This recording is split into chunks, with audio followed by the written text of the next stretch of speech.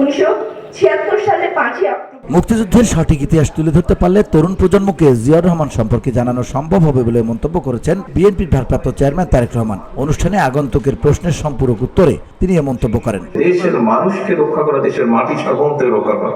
অনুষ্ঠানে ফাউন্ডেশনের vice president doctor Jubaidur Rahman স্বরচিত কবিতা পাঠ করেন। আজ জন্মবার্ষিকী উপলক্ষে তার উদ্দেশ্যে একটি কবিতা উৎসর্গ করতে চাই।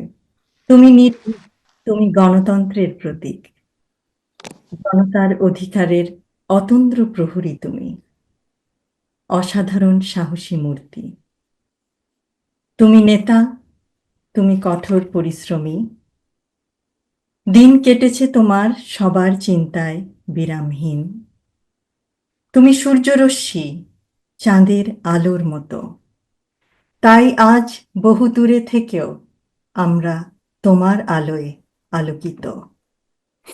তুমি বিদ্রোহী, তুমি আশার আলোয় আরোহী, তুমি বিজয়ী, তুমি মৃত্যুঞ্জয়ী, তুমি স্বাধীনতা।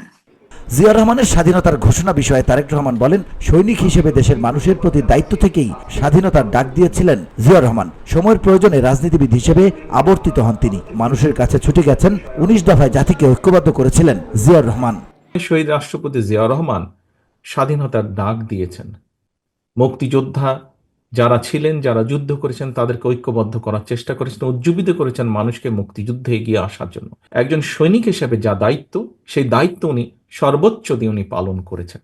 যেহেতু উনি একজন সশস্ত্র বাহিনীর সদস্য ছিলেন, বর্তমান এবং আগামী দিনে সশস্ত্র বাহিনীর যে সকল সদস্য আসবেন, দেশের স্বাধীনতা, সার্বভৌমত্ব, দেশের মাটিকে রক্ষার শপথ নিয়ে তারা শহীদ রাষ্ট্রপতি জিয়াউর রহমানের যে বীরত্ব, সৈনিক হিসাবে ওনার যে কাজগুলো, কমিটমেন্ট, সেটি তাদের সকলকে উজ্জীবিত করবে, সাহসী করবে।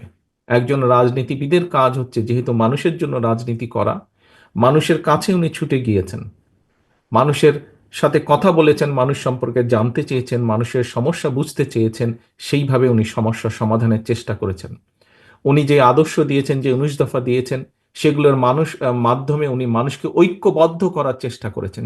তারেক রহমান বলেন, গণতন্ত্র মানে মত প্রকাশ বা অধিকার প্রয়োগ। ভোটের মাধ্যমে মানুষ সেটা প্রকাশ করে থাকে। বাংলাদেশে বিভিন্ন দলের আদর্শের মধ্যে পার্থক্য থাকবে, এটাই স্বাভাবিক। তবে যে কোনো মূল্যে কথা বলার অধিকার থাকতে হবে। এ বিষয়ে দলমত নির্বিশেষে ঐক্যমত্য থাকতে হবে। সেই সঙ্গে মানুষের ভোটদানের অধিকার নিশ্চিত করতে হবে। তাহলেই আমরা আগামী 15-20 বছর গণতন্ত্র ধ্বংসের রাহু থেকে মুক্ত থাকব।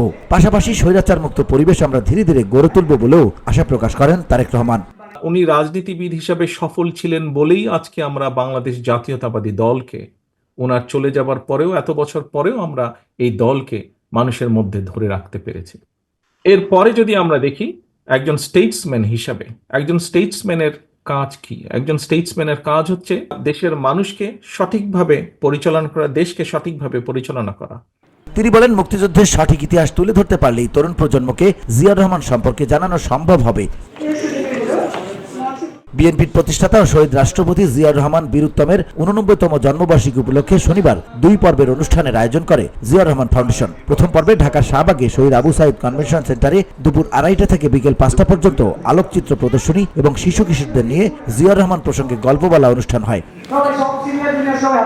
অনুষ্ঠানের মঞ্চে জিয়াউর রহমানের সঙ্গে বিভিন্ন স্মৃতিচারণমূলক বিষয়ে শিশু কিশোরদের শোনান বরেণ্য কণ্ঠশিল্পী কনক চাপা ও বেবি নাজনীন। পাশাপাশি ছোট্ট শিশুরাও জিয়াউর রহমানের বিষয়ে বক্তব্য তুলে ধরেন। তাদের অন্যতম আগা খান একাডেমির ছাত্র শাহরিন মোহাম্মদ সুরাত সহ কয়েকজন। পাশাপাশি মিলনায়তনের বাইরে জিয়াউর রহমানের জীবন ঘনিষ্ঠ অসংখ্য ছবি পরিদর্শন করেন শিশু কিশোর সহ বিভিন্ন শ্রেণী পেশার মানুষ।